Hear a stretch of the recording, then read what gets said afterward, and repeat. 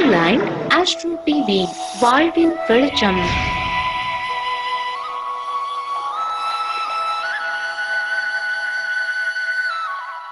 ஐயாவை பற்றி ஒரு சின்ன அறிமுகம் எல்லாருக்கும் தெரிஞ்சிருக்கும். ஆன்லைன் அஸ்ட்ரோ டிவியில் பார்த்துருப்பீங்க. டி.கே. ராஜேந்திரன் குன்றத்தூர் ஐயாவை பற்றி. அதாவது எண்கணித ஜோதிடத்தில் ரொம்ப வித்தியாசமான ஒரு முறையை கையாண்டு அதுக்காக அவர் இரவு பகலாக பாடுபட்டு ஒரு முறையை கண்டுபிடிச்சிருக்காரு. அதை நிறைய பேருக்கு வகுப்புகளாக எடுத்திருக்காரு. அந்த வகுப்புகளுக்கெல்லாம் நான் போயிருக்கேன். அவர் எப்படி அந்த சூட்சமத்தை சொல்கிறாரு அப்படிங்கிற ஒரு அருமையான விஷயம் அதில் இருக்குது. அதுக்கப்புறம் அது எல்லாருக்கும் ஈஸியாக போய் சேரணும்னு சாஃப்ட்வேரும் டிசைன் பண்ணியிருக்காரு. அந்த சாஃப்ட்வேரை வாங்கி நாங்கள் யூஸ் பண்ணி பார்த்துருக்கோம். ரொம்ப அருமையாக எக்ஸாக்டாக எந்த டைம்லேருந்து எந்த டைம் வரைக்கும் நமக்கு பிரச்சனை வரும் அப்படிங்கிறது அந்த சாஃப்ட்வேரில் வரும். அதுக்கு பேர் என்ன, லாகிங் டைம் அப்படின்னு சொல்லுவாங்க. அதை நம்ம வாழ்க்கையில் எப்போ சரிவு ஏற்படும் அப்படிங்கிற ஒரு விஷயத்த சொல்கிறது அந்த சாஃப்ட்வேரில் இருக்குது. அதை வந்து மேனுவலாகவும் கால்குலேட் பண்ண முடியும். அது சாஃப்ட்வேர்லையும் போட்டு பண்ணியிருக்காரு. அதை வந்து நாங்கள் எங்களோட லைஃப்பில் பார்க்கும்போது எப்போல்லாம் எங்களுக்கு வருமானம் குறைஞ்சிருக்கு, எப்போல்லாம் லைஃப்பில் பிரச்சனை வருது அப்படிங்கிறத கரெக்டாக அந்த டைம் வந்து இண்டிகேட் பண்ணும். நம்ம தசாபுத்தி இந்த மாதிரி கால்குலேஷன்லாம் போட்டு வர ரிசல்ட்டை இந்த சாஃப்ட்வேரில் வந்து ரொம்ப ஈஸியாக கண்டுபிடிச்சிடலாம். ஸோ அந்த சாஃப்ட்வேர் சம்மந்தமான ஒரு இனிய அறிவிப்பை ஐயா அறிவிப்பார். அதுக்கப்புறம் இந்த எண்கணிதத்தை பற்றிய ஒரு சிற்றுரையை ஆற்ற போகிறார். அதாவது எண்கணிதத்தை பற்றி நான் ஒரு 15 ஆண்டு காலமாக ஆராய்ச்சி செய்து கோச்சாரமாக தசாபுத்தியாங்கிறத எண்கணித மூலம் நான் உணர்ந்துள்ள. எப்போ ஒரு மனிதனுக்கு கோச்சாரம் வேலை செய்யுது, எப்போ தசாபுத்தி வேலை செய்யுங்கிறத தெரியாமல் நம்ம பலன் உரைக்க முடியாது. கோச்சாரம் வேலை செய்யும் போது நம்ம தசாபுத்தி பேசிட்டு வச்சுங்களேன், அப்போது கோச்சாரம் நடக்கும்போது தசாபுத்தி பேசினா அந்த பலன் சரியாக இருக்காது. தசாபுத்தி நடக்கும்போது நம்ம கோச்சாரத்தை பற்றி பேசணும்னா அந்த பலன் சரியாக இருக்காது. இப்போ இங்கே தான் நம்ம ஜோதிடருக்கு பெரிய முரண்பாடாகிறோம். இப்போ கோச்சாரத்தை பற்றி பேசலாம் அல்லது தசாபுத்தி பற்றி பேசுறதாங்கிறத நமக்கு ஒரு முரண்பாடான ஒரு நிலை உண்டாகுது. இதை நான் வந்து பல வருடங்களாக ஆய்வு செய்து எங்கேயும் ஒரு விஷயம் ஒழிஞ்சிருக்குது அப்படிங்கிறத நான் பல வருடங்கள் ஆராய்ச்சி செஞ்ச போது இறைவனுடைய அனுகிரகத்தினால கோச்சாரம் எப்போ வேலை செய்யுது, தசாபுத்தி எப்போ வேலை செய்யுங்கிறத எனக்கு இறைவன் ஒரு சூட்சமாக எனக்கு கொடுத்தாரு. அதன் விளைவாக ஒரு 15,000 ஜாதகங்களுக்கு மேற்பட்டு இந்த கோச்சாரமாக தசாபுத்தியாங்கிறத ஆராய்ச்சி பண்ணி நிறைய பேருக்கு நான் கோச்சாரம் இப்போ வேலை செய்யுது, தசாபுத்தி வேலை செய்யுது. இன்னும் சுருக்கமாக சொல்ல போனீங்கன்னா இந்த கோச்சாரமாக தசாபுத்தியாங்கிறத நமக்கு ஏகப்பட்ட கன்ஃபியூஸு. இதை நம்ம இன்னும் உங்களுக்கு புரிகிற மாதிரி நான் சொல்லணும்னு வச்சுங்களேன். ஒரு திசைங்கிறது நமக்கு ஒரு கார் வாங்குறதுக்கான ஒரு யோகத்தை தர்றது தசை. அப்போ ஒரு நல்ல தசை நடக்கும்போது நம்ம BMW வாங்கலாம், ஹோண்டா சிட்டி வாங்கலாம், எந்த வண்டி வேணாலும் வாங்கிக்கலாம். தசை வந்து ஒரு வாகனத்தை வாங்குறதுக்கான ஒரு அனுமதி கொடுத்துரும். ஆனால் புத்திங்கிறது ஒரு டிரைவர், உங்களுக்கு ஒரு டிரைவரை எடுத்துக்கிறதுக்கான ஒரு ஐடியாவை கொடுத்துரும். எப்படி நல்ல டிரைவரை நம்ம எடுத்துக்கலாம், 10 வருஷம் சர்வீஸ் உள்ளவரும் அல்லது 20 வருடம் சர்வீஸ் உள்ளவரும் நம்ம தேர்ந்தெடுக்கிறதுக்கு புத்தி கொடுத்துரும். ஆனால் ரோடுங்கிறது வந்து கவர்மெண்ட் போட்டால் தான் நம்ம ஓட்ட முடியும். அப்போ ரோடுங்கிறது கோச்சாரம். என்ன ஒரு அருமையான கார் இருந்தாலும் நல்ல டிரைவர் இருந்தாலும் ரோடு இல்லைன்னா ஓட்ட முடியாது. ரோடு நாம் எப்போவுமே போட்டு ஓட்ட முடியாது. எந்த விதமான கார் வேணாலும் வாங்கிக்கலாம், எந்த விதமான டிரைவர் வேணாலும் நம்ம தேர்ந்தெடுத்துக்கலாம். ஆனால் ரோடு போட்டு நம்மளால் ஓட்டவே முடியாது. அப்போ ரோடு என்பது கோச்சாரம். இப்போ சுருக்கமாக சொல்ல போனீங்கன்னா ஒரு ஊருக்கு நீங்கள் கிளம்புறீங்க, கோயம்புத்தூர் போகலான்னு நீங்கள் வச்சுக்கிறீங்க. கோயம்புத்தூருங்கிறது அருமையான ரோடு இருக்குது, ஒரு 1.5 மணி நேரத்தில் நான் போயிடலாம்னு நான் நினைக்கலாம். ஆனால் அங்கே ஒரு விபத்து நடந்துருச்சுன்னு வச்சுங்களேன், 2 மணி நேரம் 3 மணி நேரம் டிராஃபிக் ஆகிடும். அந்த விபத்தை உருவாக்குறதே கோச்சாரம் தான். அப்போ நாம் நினைக்கிறத மாற்றக்கூடிய ஒரு சக்தி பெற்றது கோச்சாரம். இப்போ கோச்சாரத்தில் நம்ம வந்து பார்த்திங்கன்னா 7 சனி, அஷ்டம சனி, கண்ட சனி இப்படியெல்லாம் இருக்குது. இது எல்லாமே கோச்சாரத்தினோட தான் செயல்படுது. இப்போ நம்ம கோச்சாரத்தை ஒருத்தர் கணிக்காமல் எந்த ஒரு ஜாதக பலன் பண்ணாலும் அது சரி வராது. இந்த கோச்சாரத்தையும் மட்டும் நான் துல்லியமாக ஆராய்ச்சி பண்ணி அதை சாஃப்ட்வேராக நான் வடிவமைச்சிருக்கிறேன். எப்போ உங்கள் கோச்சாரம் வேலை செய்யுது, எப்போ தசாபுத்தி வேலை செய்யுங்கிறத நம்ம துல்லியமாக அறிஞ்சு கொள்ளலாம். இப்போ சுருக்கமாக சொல்ல போனீங்கன்னா ஒரு தசாபுத்தி எடுத்திங்கன்னா 3 வருஷம் இருக்குது. மினிமம் ஒரு ராகு திசை, ராகு புத்தி எடுத்துக்கலாம். இதெல்லாம் ஒரு 3 ஆண்டு காலம் நமக்கு நடைபெறும். இந்த 3 ஆண்டு காலம் ஒரே சம்பவம் நடைபெறுதான்னா கிடையவே கிடையாது. இதுதான் இங்கே ஒரு பெரிய வித்தியாசம். ஒரு வருடத்தில் 4 மாதம் கோச்சாரம் வேலை செய்யும், 8 மாதம் ஃப்ரீயாக இருக்கும், தசாபுத்தி வேலை செஞ்சுருக்கு. ஒரு வருடம் பார்த்தீங்கன்னா ஒரு வருஷமே கோச்சாரம் வேலை செஞ்சுருக்கு, மீதி தசாபுத்தி வேலை செய்யாது. இப்போ இதை நாம் துல்லியமாக அறியும் போது மட்டும்தான் அந்த பலனை நாம் அறிஞ்சிக்க முடியும். இப்போ கோச்சாரமாக தசாபுத்தியாங்கிறது தெரியாமல் நம்ம ஜோதிடத்தை பார்த்தோம்னா கண்டிஷனாக அதை கண்டுபிடிக்க முடியாது. அதே மாதிரி ஒரு குறிப்பிட்ட ஒவ்வொரு வருடங்களுக்கும் ஒரு பாவம் செயல்படுதுங்கிறத நான் ஆராய்ச்சி பண்ணி அதை கண்டுபிடிச்சிருக்கிறேன். இப்போ இந்த வருஷத்தில் இந்த ஜாதகருக்கு இந்த பாவம் மட்டும்தான் வேலை செய்யும். 12 பாவம் ஒரு காலகட்டத்தில் வேலை செஞ்சே இருக்காது. ஒரு வருடத்துக்கு ஒரு பாவம் வேலை செய்கிறது. இப்போ இந்த ஜாதகருக்கு எந்த பாவம் வேலை செய்கிறது அது சம்பந்தமான விஷயம் மட்டும்தான் அவருக்கு நடக்கும். வேற என்ன நீங்கள் முயற்சி பண்ணாலும் அதை விட்டு வேற எந்த ஒரு சம்பவம் நடக்காது. ஒரு ஜாதகருக்கு எடுத்தீங்கன்னா 7ஆம் பாவம் வேலை செஞ்சுட்டு இருக்குது அப்படின்னு கண்டுபிடிச்சிங்கன்னா அவருக்கு திருமணம் நடக்கக்கூடிய வாய்ப்பு 100% கிடைச்சிடும். அதே மாதிரி ஒருத்தருக்கு 4ஆம் பாவம் வேலை செஞ்சுட்டு இருக்குன்னா வீடு வாசல் வண்டி வாகனம் இது சம்பந்தமான விஷயத்தை அவர் முயற்சி பண்ணான்னா 100% நடக்கும். இப்போ எந்த பாவம் வேலை செய்கிறதோ அந்த பாவ சம்பந்தமான விஷயத்தை நம்ம செஞ்சோம்னா 100% நம்ம சக்ஸஸ் அடையலாம். இதுக்கும் எண்கணிதத்தின் மூலம் ஒரு சூட்சமும் இருக்குது. அதெல்லாம் உங்களுக்கு எல்லாத்துக்குமே தரப்போகிறோம். இப்போ கொஞ்ச நேரத்தில் எல்லாருமே நீங்கள் பார்க்கலாம். உங்களுடைய ஜாதகத்துக்கே நீங்கள் அப்ளை பண்ணி அதை தெரிஞ்சுக்கலாம். அதுக்கு முன்னாடி வந்து பார்த்தீங்கன்னா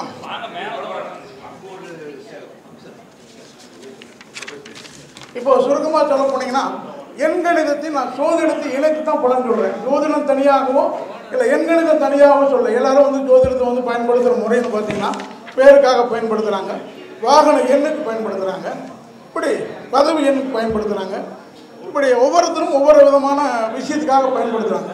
நான் வந்து ஜோதிடத்துக்கே தான் நான் முழுமையாக பயன்படுத்துகிறேன். இப்போ என்னுடைய எண்கணிதத்தில் வந்து வண்டி எண்ணு சொல்ல மாட்டேன், கதவு எண் சொல்ல மாட்டேன், பெயர் எண் சொல்ல மாட்டேன். ஜோதிடத்துக்கு அது சம்மந்தப்படுத்தி எப்படி நம்ம பலன் சொல்லலாங்கிறத ஒரு விஷயத்தை நான் சொல்ல போகிறேன்.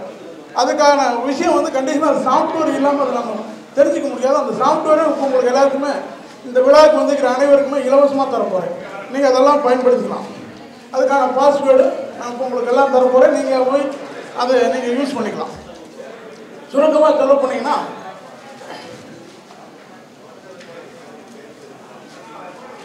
ஒரு 1ஆம் எண்ணில் ஒருத்தர் பிறந்திருக்கிறார் அப்படின்னு எடுத்தீங்கன்னா 1, 10, 19, 28 இந்த 3 எண்ணும் ஒன்றை தான் குறிக்கும். இந்த 1ஆம் நம்பர்கிட்ட வந்து 1ஆம் நம்பருடைய எண் வேலை செய்யுதா இல்லையா அப்படின்னு நம்ம தெரிஞ்சுக்கணும். ஒருத்தர் 1ஆம் நம்பரில் கொடுத்துருப்பாரு. அந்த 1ஆம் நம்பருக்கான காரக சம்பந்தமான விஷயங்கள் எதுவுமே நடக்காது. ஆனால் ஒருத்தர் பார்த்தீங்கன்னா 1ஆம் நம்பர் ஃபுல்லாக வேலை செஞ்சுருக்கு. எப்படி வேலை செய்யுது அப்படின்னு பார்த்தீங்கன்னா ஒரு ஜாதகத்தில் 1ஆம் தேதி பிறந்திருக்காருன்னா அவருடைய ஜாதகத்தில் சூரியன்கிற ஒரு கிரகம் மறையாமல் இருந்தால் மட்டும்தான் 1ஆம் நம்பர் வேலை செய்யும். அந்த சூரியன் 6, 8, 12 மறைஞ்சிருந்தால் கண்டிஷனாக ஹெல்ப் பண்ணாது. கண்டிஷனாக வந்து அந்த 1ஆம் நம்பரில் யார் பிறந்திருக்காங்களோ அவருடைய ஜாதகத்தில் சூரியன் வந்து பலமாக இருந்தால் தான் 1ஆம் நம்பர் வேலை செய்யும். அதே மாதிரி 2ஆம் நம்பரில் ஒருத்தர் பிறந்திருந்தாங்க அவருக்கு சந்திரன் பலமாக இருக்கணும். அவருடைய ஜாதகத்தில் 6, 8, 12ஆம் பாவங்களை மறைக்கூடாது. மறையாமல் இருந்தால் தான் அது வரும். இப்போ நீங்கள் ஒரு இதே மாதிரி தான் 3ஆம் எண்ணுக்கு இப்படி 4ஆம் எண்ணு எல்லா எண்ணுக்குமே அந்த கிரகம் வந்து மறையவே கூடாது. மறைஞ்சிருந்துன்னா அந்த ஜாதகம் அந்த எண் வேலை செய்யாது. சரி, எண் வேலை செய்யல என்ன பண்ணலாம் அப்படின்னா கடைசி எண் கூட்டி டோட்டலாக வரும் பாருங்க, விதி எண்ணு சொல்லுவாங்க. அந்த எண்ணுடைய கிரகத்தை வச்சு நீங்கள் பயணம் பண்ணலாம். அந்த கிரகத்துக்கான எண்ணை நீங்கள் சூஸ் பண்ணால் மட்டும்தான் சக்ஸஸ் கொடுக்கும். நீங்கள் முதல் எண் வந்து மறைஞ்சிருந்துன்னா ஏதோ ஒரு விதத்தில் இறைவன் கதவை திறந்து வைத்திருப்பான். ஒரு கதவை சாத்தினால் இன்னொரு கதவை திறப்பான்ங்கிற மாதிரி அந்த விதி எண் வந்து அவங்களுக்கு கண்டிஷனாக சப்போர்ட் பண்ணிட்டு இருக்கு. இன்னும் சுருக்கமாக சொல்ல போனீங்கன்னா ஒரு ஜாதகத்தை எடுத்தோடனே அந்த ஜாதகம் எவ்வளோ பவர்ஃபுல்லாக இருக்குது. ஒரு கார் இருக்குது, 50 கிலோமீட்டர் வேகத்தில் போகிற கார் இருக்குது, 100 கிலோமீட்டர் வேகத்தில் போகிறதுக்கு 120 போகிற மாதிரி. அப்போ ஒரு ஜாதகம் எவ்வளோ தூரம் அந்த ஜாதகம் பவர்ஃபுல்லாக இருக்குது அப்படின்னு நீங்கள் தெரிஞ்சுக்கணும்னா ஒரே ஒரு ரூல் தான். இந்த ஜாதகம் நல்லா பலன் சொல்ல முடியும், அதிகமாக சொல்ல முடியாது அப்படிங்கிறது தெரிஞ்சுக்கிற ஒரே ஒரு விஷயம். ஒரு ஜாதகத்தை எடுத்தோடனே லக்னாதிபதியும் ராசியாதிபதியும் நட்பாக இருந்தால் அந்த ஜாதகம் ஃபுல்லாக ஒர்க் அவுட் ஆகும். லக்னாதிபதியும் ராசியாதிபதியும் நட்பாக இருக்கணும். இப்போ ஒரு சுருக்கமாக சொன்னால் மகர லக்கணம், அவர் மகர லக்கணத்தில் பிறந்திருக்கு, துலா ராசிக்காரர் இருந்தால் அது நட்பாக மாறிடுது. இப்படி எந்த ஒரு லக்கணத்துக்கும் அந்த ராசி வந்து பகையாக இருக்கக்கூடாது. பகையாக இருந்தால் அந்த ஜாதகம் முழுமையாக செயல்படாது. அதே மாதிரி எண்கணிதத்தில் நீங்கள் எடுத்துக்கலாம். இப்போ நீங்கள் எந்த எண்கணிதத்தில் தான் 1ஆம் தேதி பிறந்திருக்கிறாருன்னு வச்சுங்களேன், அவருடைய ஜாதகத்தில் அந்த கிரகம் மறையக்கூடாது. மறையாமல் இருந்தாவே அந்த ஜாதகம் 100% பலனை தர தயாராக இருக்குதுன்னு அர்த்தம். அந்த ஜாதகத்துக்கு நீங்கள் பரிகாரம் சொன்னாலும் பலிக்கு, அது கோயில் வழிபாடு சொன்னாலும் பலிக்கு, எல்லாம் பலிக்கு. அதே லக்னாதிபதி ராசியாதிபதி பகையாக இருந்து நீங்கள் என்ன விதமான வழிபாடு சொன்னீங்கனாலும் அது பலிக்காது. அது இங்கே தான் பரிகாரம் வந்து தோற்று போகிறது, வழிபாடும் தோற்று போடுகிறது. இதுதான் நீங்கள் நம்ம ஒரு ஜாதகம் வந்து உயர்ந்த ஜாதகமா அப்படின்னு நீங்கள் தெரிஞ்சுக்கணுன்னா ஒரே ஒரு ரூல் தான். எடுத்தோன்னா ராசியாதிபதியும் லக்னாதிபதியும் நட்பாக இருக்கிறதா அதை பார்த்து அந்த ஜாதகம் சூப்பர். இல்லாமல் போயிடுச்சு, சரி லக்னம் அவர் பிறந்த எண் 1ஆம் நம்பரில் பிறந்திருக்கிறார், அந்த சூரியன் வலுவாக இருக்கிறாரா, இந்த 2 ரூலை பார்க்காம ஒரு ஜாதகத்தை நீங்கள் புகழ்ந்தீங்கன்னா கண்டிஷனாக அது தோல்வி தான் தரும். நீங்கள் சொல்கிற மாதிரி இல்லை அப்படிங்கிற மாதிரி தெரியும். கண்டிஷனாக வந்து இந்த 2 எண்களையும் நீங்கள் நோட் பண்ணி தான் ஒரு ஜாதகருடைய பலனை நீங்கள் தெரிஞ்சுக்கணும். அதே மாதிரி வந்து பார்த்தீங்கன்னா ஒவ்வொரு எண்ணிலையும் வந்து பிறந்தவருக்கு நிறையா விஷயத்தை நம்ம சொல்லிகிட்டே இருக்கலாம். அதுக்கான கால நேரம் நமக்கு கிடைக்காது. இப்போ நான் வந்து உங்களுக்கு ஒரு சின்ன ஒரு விஷயத்த சொல்கிறேன். என்ன அப்படின்னு வந்தீங்கன்னா, கர்ப்பவர்த்தினி அஸ்ட்ரோ அப்படின்னு போய் ப்ளே ஸ்டோரில் நீங்கள் போட்டிங்கன்னா உங்களுக்கு கர்ப்பவர்த்தினி அஸ்ட்ரோன்னு ஒரு தாமரையோட ஒரு மகாலட்சுமியினுடைய சின்னம் வரும். அந்த சின்னத்தை நீங்கள் வந்து டவுன்லோடு பண்ணிவிட்டு நான் சொல்லக்கூடிய பாஸ்வேர்டை நீங்கள் போட்டிங்கன்னா ஓப்பன் ஆகிடும். அந்த பாஸ்வேர்டை சொல்கிறேன். நீங்கள் எல்லாருமே இதை கிட்டத்தட்ட ஒரு 3 மாத காலத்துக்கு உங்களுக்கு ஃப்ரீயாக கிடைக்கும். இந்த பாஸ்வேர்டை எல்லோரும் தயவுசெய்து நோட் பண்ணிக்கங்க. ரொம்ப ஒரு அருமையான ஒரு சாஃப்ட்வேரு. நீங்கள் எல்லாருமே நோட் பண்ணிக்கங்க. சாஃப்ட்வேர் இப்போ உங்களுக்கு எல்லாத்துக்குமே ஃப்ரீயாக தரப்போகிறேன். ஒரு குறைந்த நாட்களுக்கு இந்த செயலில் இருக்குது. மறுபடியும் வேணால் நீங்கள் தொடர்பு கொண்டு நீங்கள் வாங்கிக்கலாம். இப்போ ஒரு குறைந்த நாட்களுக்கு அது செயலில் இருக்குது. அந்த ஆப்பை நீங்கள் எல்லாருமே டவுன்லோட் பண்ணிக்கலாம். கர்ப்பவர்த்தினி அஸ்ட்ரோன்னு போய் ப்ளே ஸ்டோரில் போனீங்கன்னா அந்த ஆப் டவுன்லோட் ஆகுது. நல்லா கேளுங்க. கர்ப்பவர்த்தினி அஸ்ட்ரோ அப்படின்னு நீங்கள் போய் அந்த ஆப்பை வந்து போட்டிங்கன்னா டவுன்லோட் ஆகுது. அந்த ஆப்பை நீங்கள் அதுக்கு உண்டான பாஸ்வேர்டு சொல்கிறேன். அந்த பாஸ்வேர்டை முதல்ல நீங்கள் நோட் பண்ணிக்கிறீங்க. எப்போ வேணால் கூட அதை நீங்கள் டவுன்லோட் பண்ணிக்கலாம். பாஸ்வேர்டு இல்லாமல் அதை கண்டிஷனாக நீங்கள் யூஸ் பண்ண முடியாது. இது டெமோ பாஸ்வேர்டு. எல்லாத்துக்குமே டெமோ பாஸ்வேர்டு ஒரே பாஸ்வேர்டாக இருக்குது. அதனால் நீங்கள் எல்லாருமே எழுதிக்க. அந்த கர்ப்பவர்த்தினி அஸ்ட்ரோன்னு போனீங்கன்னா பாஸ்வேர்டு கேட்குற இடத்துல 7-10 போடணும். 7-10 நினைவு இருக்குங்களா? 1 2 அப்படி சொல்லி 7-10 போடணும். அதை எல்லாரும் புரிஞ்சுக்கிறதுக்காக ஈஸியாக நான் சொல்கிறேன். 7-10 போடணும். மேலே கேட்க பாஸ்வேர்டு, அதாவது ஃபோன் நம்பர்னு கேட்காங்க. 10 முறை 7 போடுங்க. அருமையாக சொல்லிட்டார் ஐயா. 10 முறை 7. அருமை 10 முறை 7. அவர் பாஸ்வேர்டு வாங்கிட்டார், அதனால சொல்லிட்டார். இல்லைன்னா அவரு திணறிப்பார்னு நினைக்கிறேன்.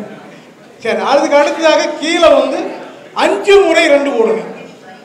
5 முறை 2 போட்டிங்கன்னா அந்த பாஸ்வேர்டு உங்களுக்கு அந்த சாஃப்ட்வேர் ஓப்பன் ஆகிடும். உள்ளே போய் உங்கள் பேர் கொடுத்து எல்லா சாஃப்ட்வேரில் எப்படி யூஸ் பண்ணுறீங்களோ அதே மாதிரி யூஸ் பண்ணலாம். அதில் குறிப்பாக வந்து பார்த்தீங்கன்னா அதில் எல்லாமே அது கிட்டத்தட்ட 160 விஷயம் அந்த சாஃப்ட்வேரில் இருக்குது. ஒவ்வொரு பிரச்சனைக்கான அனைத்து விதமான அச்சாரங்கள் இருக்குது. என்ன பிரச்சனையோ அதுக்கான எண்கணிதத்தில் நான் அச்சாரம் உருவாக்கியிருக்கிறோம். என் தந்தையை சொல்லி கொடுத்தது. அந்த அச்சாரத்தை நீங்கள் என்ன பிரச்சனை இருக்கோ அந்த பிரச்சனைக்கான அந்த அச்சாரத்தை நீங்கள் கிளிக் பண்ணிங்கன்னா போதும், ஆட்டோமேட்டிக்காக நீங்கள் அதை என்ன செய்யணும்னு அதுலேயே வந்து நிற்கி நீங்கள் அதை பார்த்து வரக்கூடிய கிளைண்ட்டுக்கு நீங்கள் சொல்லிக்கலாம். நீங்களும் பயன்படுத்திக்கலாம். அதில் குறிப்பாக 2 விஷயத்தை நான் மட்டும் உங்களுக்கு சொல்கிறேன். அதுதான் ரொம்ப அந்த சாஃப்ட்வேர்லேயே முக்கியமான ஒரு விஷயம். பிரபஞ்சம்னு ஒன்று இருக்குது. அதை நோட் பண்ணிக்க, எழுதிங்க எல்லாருமே. பிரபஞ்சம் அப்படின்னு ஒன்று இருக்குது. அதில் ஒரு உங்களுடைய டேட்டா பர்த்தை போட்டு பிரபஞ்சம் அப்படிங்கிற இடத்த நீங்கள் கிளிக் பண்ணிங்கன்னா உடனே உங்களுடைய தேதி வந்து நிற்கும். அப்படியே அதில் வந்து மொத்தம் 3 கலர் இருக்குது. வெள்ளை இருக்குது, மஞ்சள் இருக்குது, சிகப்பு இருக்குது. உங்களுக்கு புரிஞ்சுக்கிறதுக்காக ஈஸியாக ரெட்டில் எப்போ இருக்கோ அப்போல்லாம் கோச்சாரம் தான் வேலை செய்துக்கிறது நீங்கள் தெரிஞ்சுக்கலாம். மஞ்சள் எப்போ இருக்கோ அப்போல்லாம் தசாபதி தான் வேலை செய்துக்கிறது தெரிஞ்சுக்கலாம். இப்போ ஒரு ஜாதகர் வர்றாரு நம்மக்கிட்ட, வந்தோன்னா அது ரெட்டில் இருந்ததுன்னா அவருக்கு கோச்சாரத்தை பற்றி தான் பேசணும். ரெட்டை பற்றி தசாபதியை பற்றி பேசக்கூடாது. பேசுனீங்கன்னா உங்களுக்கு அவருக்கு சரியான பலன் வராது, திணற வேண்டிய சூழ்நிலை உருவாது. அந்த ரெட்டில் காட்டும்போது நீங்கள் கோச்சாரத்தை பற்றி பேசலாம். அப்போ கோச்சாரம்னா எதை பற்றி பேசுறது அப்படின்னா ராகு கேதை மட்டும் நீங்கள் எடுத்தீங்கன்னா போதும். அவருடைய ஜாதகத்தில் ராகு கேது இன்றைய கோச்சாரத்தில் இப்போ ராகு எங்கே இருக்குது? ரிஷபத்திலையும் விருச்சகத்தில் கேது இருக்குது. இது 1.5 வருஷத்துக்கு அங்கே தான் இருக்குது. நீ 6 வந்து அதாவது 13 மாதத்துக்கு அங்கே தான் இருக்க போகுது. 13 மாதத்துக்கு இந்த கோச்சாரம் இதுதான். நமக்கு வேறு எந்த கன்ஃபியூஷனே இல்லை. ராகு அது மாறும்போது மட்டும் மாறினா போதும். இப்போ ஒரு சுருக்கமாக வந்து சொல்கிறாரு கோச்சாரம் வேலை செய்தா தசாபதி வேலை செய்தான் அப்படின்னு பார்த்தீங்கன்னா ரெட்டில் தேதி இருந்தால் கோச்சாரம் தான் வேலை செய்யும். அதில் எந்த விதமான மாற்று கருத்து மேலே. அப்போ அவருடைய லக்கணத்துக்கு அது என்ன பாவமாக வருதுன்னு நீங்கள் பார்க்கணும். அவருக்கு என்ன பாவமாக அது வருதுன்னு பார்க்கணும். குறிப்பாக வந்து பார்த்தீங்கன்னா ஒரு மகர லக்கணமாக இருந்துன்னு வச்சுங்களேன், 5-11 பிளாக் ஆகுதுன்னு அர்த்தம். அப்போ 5-11 அதிர்ஷ்டத்தை லாபத்தை இழக்க போகிறாருன்னு நீங்கள் உறுதியாக சொல்லிடலாம். இந்த காலத்தில் நீங்கள் ஏதாவது புதிய முயற்சி பண்ணிங்கன்னா அதிர்ஷ்டத்தை லாபத்தை இழந்துருன்னு சொல்லிடலாம். அதே மாதிரி எந்த ஒரு லக்கணமாக இருந்தாலும் அந்த லக்கணத்துக்கு என்ன பாவமாக வருகிறதோ அந்த பாவ சம்பந்தமான பிரச்சனை தான் இந்த ரெட்டில் எத்தனை தேதி வரைக்கும் இருக்குதோ அந்த சம்பந்தமாக தான் பிரச்சனை நடக்குது. வேற எந்த பிரச்சனையும் நடக்காது. நீங்கள் பயப்படாமல் அப்ளை பண்ணலாம். 15,000 ஜாதகங்களுக்கு நான் அப்ளை பண்ணிக்கிறேன். ஒருத்தர் கூட மறுத்தது கிடையாது. சுருக்கமாக சொன்னோன்னா இன்னும் எல்லாமே நோட்டில் எழுதி வச்சுக்கிறேன். 15,000 ஜாதகத்துக்கு இப்போ நீங்கள் வரணும்னு சொல்லுங்கள், நான் உங்களுக்கு எல்லாத்துக்கும் கூட்டிகிட்டு போய் காட்டுறேன். அத்தனை நோட்டு போட்டு எழுதி வச்சுக்கிறேன். என் ஆஃபீஸில் முத்துப்பாண்டி வந்திருக்கிறாரு, கேட்டு பாருங்கள். 15,000 ஜாதகம் நான் அடுக்கி வச்சுருக்கேன். ஒரு ஜாதகத்தை ஆராய்ச்சி பண்ணி நான் கண்டுபிடிக்கல. 15,000 தாக்குள் ஆராய்ச்சி பண்ணி தான் இந்த விஷயத்தை நான் கண்டுபிடிச்சிருக்கிறேன். நீங்கள் எல்லாருமே ஈஸியாக பலன் சொல்லலாம். இப்போ தசையை பற்றி பேசுகிறதா, நட்சத்திரத்தை பற்றி பேசுகிறதா, அங்கே இப்போ நிற்கிற இடத்துலேருந்து பேசுகிறதா, இல்லை அதனுடைய நட்சத்திரத்தை பார்க்குறதா, அதனுடைய சொந்த வீட்டை பார்க்குறதா, இந்த குழப்பம்லாம் நமக்கு வரவே வராது. நமக்கு லாக்கிங் டைம் அப்படின்னு நான் சொல்லுவேன். லெட்டர் பேட் வச்சு எழுதி கொடுத்துக்கிறேன். இது வரைக்கும் யாரும் வந்து எனக்கு கேட்டதே இல்லை. நீ எழுதி கொடுத்து தப்புன்னு இது வரைக்கும் ஒருத்தர் கூட வந்து கேட்கல. கிட்டத்தட்ட இறைவனுடைய அனுகிரகத்தினால 85% சக்ஸஸ். 100% கிடையாது. நான் ஒத்துக்கிறது எல்லாத்துக்குமே சக்ஸஸ் ஆச்சுன்னா கிடையாது. 85% இது சக்ஸஸாக இருக்குது. 100% அது இறைவனுடைய அனுகிரகத்தினால தான் நடக்குங்கிறது எனக்கு ஒரு நம்பிக்கை. 100% எந்த துறையிலையுமே கிடையாது. ஜோதிடம் மட்டும் இல்லை, நம்ம 100க்கு 100 சொல்கிறது தப்பு. 100க்கு 100 கிடையாது. இன்னைக்கு இந்த செல்போன் பெஸ்ட்டும்பாங்க, சாரி இப்போ இந்த செல்போன் பெஸ்ட்டும்பாங்க, நாளைக்கு அதை விட இன்னொன்று பெஸ்ட். இப்படி அறிவியல் மாறிக்கிட்டே இருக்குது. அதனால வந்து உலகத்தில் எதுவுமே 100% கிடையாது. 85% நம்ம சக்ஸஸ் ஆனாவே தலை சிறந்த ஜோதிடர். நான் இது வரைக்கும் எல்லாத்துக்கும் எழுதி கொடுத்துக்கிறேன். லெட்டர் பேட் வச்சிருக்கேன் என் ஆஃபீஸில். நீங்கள் வேணால் வரலாம், எல்லாருமே பார்க்கலாம். நான் ஒரு பயப்படாமல் அப்ளை பண்ணுவேன். ஏன்னா என்னுடைய தொழில் மேலே எனக்கு இருக்கிற நம்பிக்கை, அந்த கணிதத்தின் மேலே வச்சுக்கிறேன் நான் நம்பிக்கை தான் நான் அவ்வளோ தூரம் ஆணித்தரமாக நான் பேசுகிறேன். வேறு ஒன்றுமே இல்லை. இதான் நடக்கு அப்படின்னு சொல்லலாம். 85% அதுலேயும் 100% கிடையாது. ஏன்னா அவருடைய ஜாதகம் தவறாக இருக்கலாம், இல்லை வேறு ஏதோ காலத்தில் அவங்க தாய் தந்தை தவறாக கணிச்சு வச்சுருக்கலாம். 100 ஜாதகம் பார்த்தீங்கன்னா 85 ஜாதகங்களுக்கு நீங்கள் 100% சக்ஸஸ் ஆன ஒரு கணிதத்தை உங்களால் தர முடியும். உங்களுக்கு பேரும் புகழும் கிடைக்கும். ரொம்ப எளிமை. இதை நீங்கள் நான் வந்து இது எல்லாருக்குமே போய் சேரணுங்கிறது என்னுடைய ஆசை. வேற ஒன்றும் இல்லை. இந்த கலை வந்து ஜோதிடத்தை எல்லாரும் நம்பி எத்தனையோ லட்சக்கணக்கான பேர் உலகமே வாழ்ந்துட்டு இருக்குது. இப்போ ஜோதிடர் சொல்லி எல்லாம் எவ்வளோ பெரிய ஆளாக இருந்தாலும் ஒரு ஜோதிடர்கிட்ட ஒரு ஆலோசனை கேட்காத முடிவு பண்ண மாட்டாங்க. நான் கேட்டால் நான் ஜாதகமே பார்க்கறதுலேருந்து தான் சொல்லுவாங்க. அவங்க தான் முதல் ஜாதகம் பார்ப்பாங்க. ஞாபகம் வச்சுக்கோங்க, ஜோதிடர்களுக்கு ஜாதகமே நான் பார்க்கறதுலேன்னு சொல்லுவேன். அந்த தான் முதல் ஜாதகம் பார்ப்பேன். என்ன காரணம் அப்படின்னா அவனுக்கு தான் அது மேலே பயம் அதிகமாக இருக்கும். பார்க்குறவங்க சொல்கிறது அண்ணாடி பார்த்துருக்குறானே, அதனால அதை பற்றி அவன் கவலைப்படணுங்கிற அவசியமே இல்லை. நான் தான் ஜாதகமே வாழ்நாளில் பார்த்ததுலேன்னு என்கிட்ட சொல்லிக்கிறேன். 15 விஐபி ஜாதகம் பார்க்குறான். காரணம் ஏமாத்துறான், பொய் சொல்கிறான். பார்க்குறதுல அவனுக்கு அது என்னமோ ஒரு ஈகோ ப்ராப்ளம் மாட்டேங்குது. ஆமாம் பார்த்தோன்னு சொல்கிறதுக்கு அவன் தடுமாறுறான். உண்மையாலுமே ஒரு அருமையான கலை சித்தர்கள் நம்மளுக்கு கொடுத்துட்டு போயிருக்காங்க.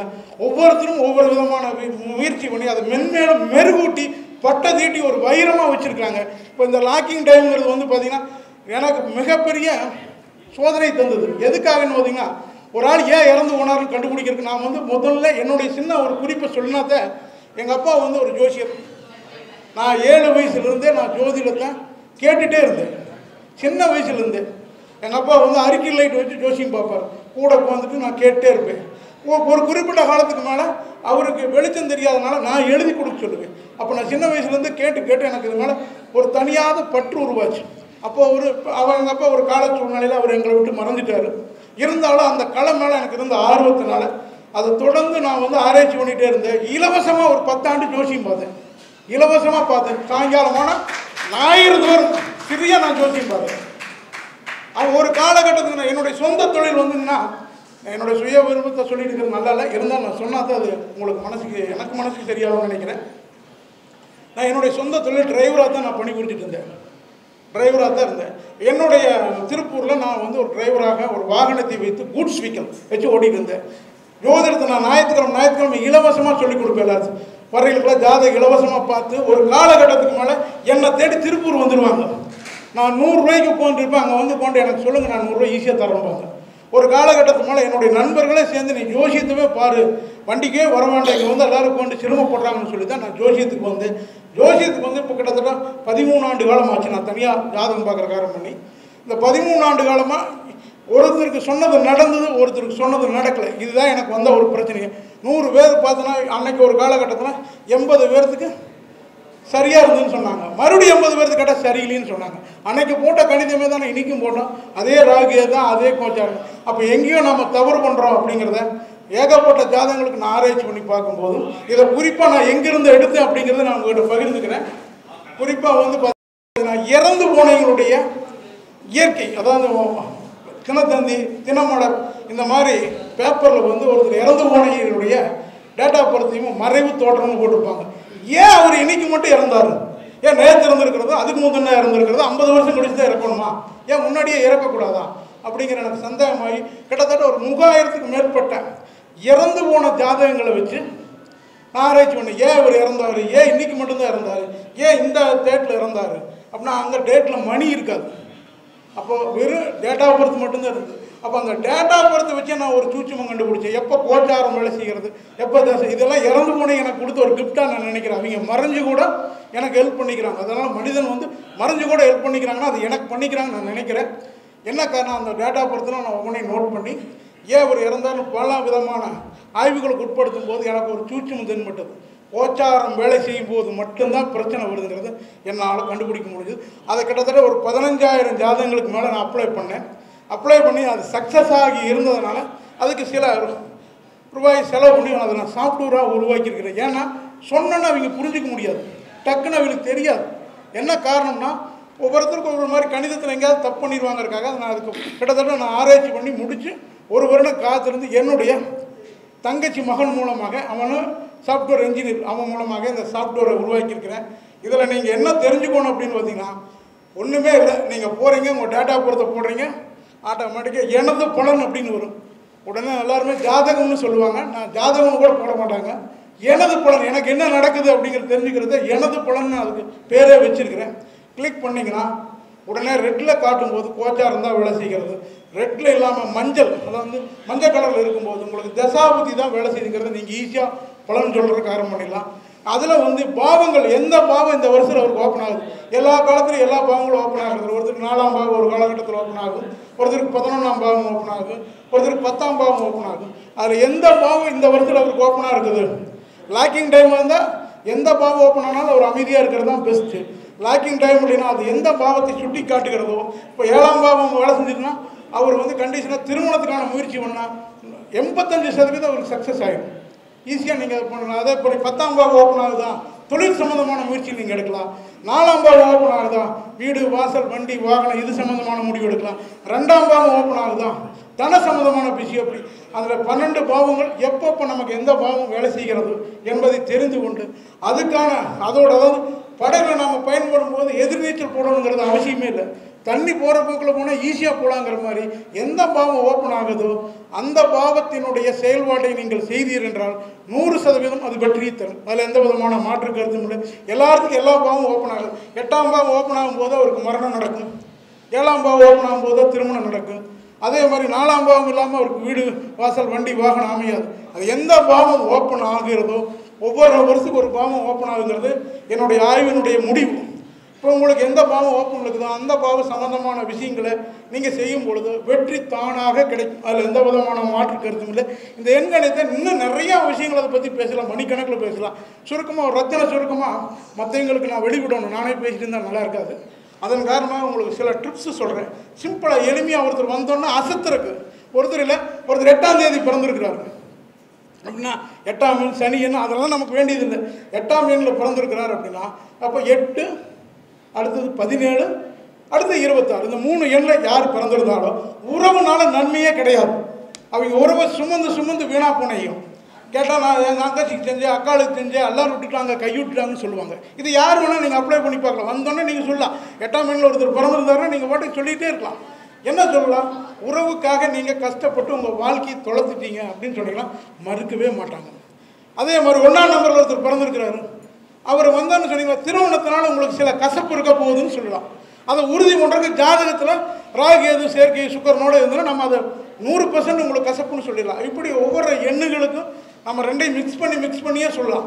ஒருத்தர் வந்து பார்த்திங்கன்னா 3ஆம் எண்ணில் இருப்பாங்க, 3ஆம் எண்ணில் பிறந்திருக்கு, ஒரு பெண்களாக இருந்தாங்கன்னு வச்சுங்களேன், கண்டிஷனாக அவங்களுக்கு 9 மாதம் நிறைவாகி குழந்தை பிறக்காது, முன்கூட்டியே பிறக்கக்கூடிய வாய்ப்பு உள்ளது. நீங்கள் இந்த பெண்கள் வந்தால் சொல்லி பாருங்கள், அவங்க மறுக்கவே மாட்டாங்க. அம்மா உங்கள் பொண்ணுக்கு வந்து முன்கூட்டியே திருமணம், அதாவது மன்னிக்கணும், குழந்தை பிறக்கக்கூடிய வாய்ப்பு இருக்குது, நீங்கள் ரொம்ப கவனமாக இருக்குங்க, டாக்டர் சொல்கிற தேதி வரைக்கும் வெயிட் பண்ண வேண்டாம், எச்சரிக்கையாக இருக்குன்னு நீங்கள் எச்சரிக்கை பண்ணி அடிக்கலாம். அவங்கெல்லாம் ஆமாங்க நீங்கள் சொன்ன மாதிரியே முன்கூட்டியே பிறந்துன்னு சொல்ல. அப்படி ஒவ்வொரு எண்ணுங்களுக்கு ஏகப்பட்டமான நுணுக்கமான விஷயம் இருக்குது. இந்த சாஃப்ட்வேரில் இன்னொரு விஷயத்தை நான் ஒழிச்சு வச்சுக்கிறேன். உங்களுக்கு அதிர்ஷ்டம் இருக்கான்னு கண்டுபிடிச்சிடலாம். எத்தனை % அதிர்ஷ்டம் இருக்குது. ஒருத்தன் போட்டால் தாயை விழுந்துகிட்டே இருக்கும், அதே கையில் தான் போடுறான், இன்னொருத்தன் அதே கையில் தான் போடுறான். அவனுக்கு அந்த பேரில் 5 விரல் தான் இருக்குது, இன்னொருத்தருக்கு 5 விரல் இருக்குது. அவன் கடைசி ஆட்ட முடிய வரைக்கும் தாயம் போட முடியாது, ஆனால் அவன் எடுத்தோடனே போட்டுருவான். இங்கே தான் ஒளிஞ்சிருக்குது ரகசியம், நம்முடைய அதிர்ஷ்டங்கிற ரகசியம் ஒளிஞ்சிருக்குது. பார்த்தீங்கன்னா ஒருத்தர் பார்த்தீங்கன்னா பொழுது கொடுத்தினா கூட ஒழுகாது, ஒருத்தர் போட்டோன்னே ஒழுந்துடும். அப்போ ஒருத்தருக்கு அதிர்ஷ்டங்கிறது ஒன்று வேணும். இந்த உலகத்தில் வாழ்றதுக்கு முதல் தேவை அதிர்ஷ்டம்னு இருக்குது. அங்கே டேட்டா பர்த்தை போட்டு நீங்கள் சென்ட் பண்ணிங்கன்னா உங்களுக்கு எத்தனை பெர்சன்டேஜ் அதிர்ஷ்டம் இருக்குன்னு தெரிஞ்சுக்கலாம். உங்களுடைய அதிர்ஷ்டம் உங்களுக்கு பயன்படுமான்னு தெரிஞ்சுக்கலாம். அதே மாதிரி உங்களுடைய பிளானிங் இருக்கான்னு தெரிஞ்சுக்கலாம். உங்களுக்கு எவ்வளோ பெர்சன்டேஜ் பிளானிங், நீங்கள் போடுற திட்டம் சக்ஸஸ் ஆகுமா, அப்படியெல்லாம் நிறைய தெரிஞ்சுக்கலாம். இது சொந்த பிராணமாக தெரியுது. இந்த மாதிரி அதில் ஏகப்பட்ட விஷயங்கள் இருக்குது. நீங்கள் எல்லாம் அந்த சாஃப்ட்வேரை நீங்கள் டவுன்லோடு பண்ணி பாருங்கள். ஒரு குறிப்பிட்ட நாட்களுக்கு அது வேலை செய்யும், அதுக்கு மேலே வேலை செய்யாது. வேணுங்கிறீங்க நீங்கள் வகுப்பில் கலந்து அதை எப்படி அப்ளை பண்ணணுங்கிறத தெரிஞ்சு நீங்கள் பயன்படுத்திக்கலாம். இன்னும் ஒரு சில சூழ்ச்சி ஒரு 9ஆம் எண்ணில் ஒருத்தர் பிறந்திருக்காரு அப்படின்னு வச்சிங்கன்னா, ஒரு பெண்ணாக இருந்தால் அந்த 9ஆம் எண்ணிலேயே பிறந்து 9ஆம் எண்ணிலேயே பேர் இருந்துருச்சுன்னா அவருக்கு 100% மஞ்சக்காமாலை வந்துடும். நீங்கள் வந்தோடனே சொல்லிடுற டக்குன்னு இந்த பொண்ணுக்கு மஞ்சக்காமாலைக்கான வாய்ப்பு இருக்குது அப்படின்னு சொல்லலாம். அப்படி மஞ்சக்காமாலை இல்லையா நீங்கள் சொல்லலாம் இந்த பொண்ணுக்கு மாதாவிடாய் கோளாறு வரப்போகுதுன்னு சொல்லலாம். பேர் எண்ணும் 9ஆம் எண்ணில் யாருக்கு பேர் இருந்தாலும் அந்த வாய்ப்பு வரும். இப்படி ஒவ்வொரு எண்ணுக்கும் ஒரு விதமான சூட்சுமங்கள் ஒடுங்கி இருக்குது. நிறையா விஷயங்கள் நீங்கள் பேசலாம். 7ஆம் எண்ணுக்காரர் பார்த்தீங்கன்னா 25ஆம் எண்ணில் யாராவது பிறந்திருந்தாங்கன்னு வச்சுங்களா, அவங்க படிப்புக்கு தொழிலுக்கு சம்மந்தமே இருக்காது. அவங்க என்ன படிச்சிருக்காங்களோ அதை செய்ய மாட்டாங்க, வேறு என்ன செஞ்சுட்டு இருப்பாங்க. இப்படி நிறையா நம்ம பேசிகிட்டே இருக்கலாம். அதுக்கான வாய்ப்பு இறைவன் தரணும். இதை மற்றவங்களுக்கு வழிவிடணுங்கிற காரணத்துக்காக இந்த விழாவுக்கு ஏற்பாடு செய்து கொடுத்தேன். விழாவை ஏற்பாடு செய்த நண்பர் பிரபஞ்ச குழுக்கும் இந்த வாய்ப்பு அளித்த பிரபஞ்ச குழுக்கும் என் மனமார்ந்த நன்றியை தெரிவித்துக் கொண்டு உங்களிடம் விடைபெறுகிறேன். நன்றி, வணக்கம்.